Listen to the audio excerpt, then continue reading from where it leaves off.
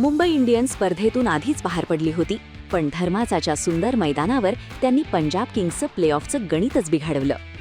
201 धावांच्या मोठ्या लक्ष्याचा पाठलाग करताना रायन रिकेल्टनने 23 चेंडूत 48 धावांची तुफानी सुरुवात केली.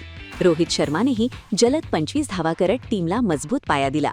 पंजाबकडून प्रभासिमरन सिंगने 32 चेंडूत 57 धावा ठोकवल्या, पण शार्दुल ठाकूरने कमाल करत 4 विकेट्स घेत पंजाबचा डाव हादरवला. मध्यदरात सामना पंजाबच्या बाजूने चुकलेला दिसत होता, पण तिलक वर्माने आक्रमक फलंदाजी करत सामना पूर्णपणे फिरवला. तिलकने फक्त 33 चेंडूत नाबाद 75 धावा करत मुंबईला विजयाच्या उंबरठ्यावर आणलं. शेवटच्या षटकात रोमान शिगेला पोहोचला आणि विल जॅक्सने 10 चेंडूत 25 धावांची तुफानी खेळी करत शेवटच्या 2 चेंडू बाकी असताना मुंबईला अविश्वसनीय विजय मिळवून दिला. मुंबई इंडियन्स बाहेर पडली असली तरी पंजाब किंग्ससाठी मात्र हा पराभव मोठा धक्का ठरला. आता आजच्या सामन्यात लखनौमध्ये चेन्नई सुपर किंग्स समोर लखनौ सुपर जायंट्सचं आव्हान असणार आहे. प्लेऑफच्या शर्यतीत टिकून राहण्यासाठी सीएसकेसाठी हा सामना अत्यंत महत्त्वाचा असेल.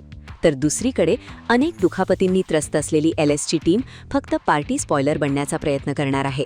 तर तुमच्या मते आज सीएसके विजय मिळवणार का? कॉमेंट्समध्ये नक्की सांगा.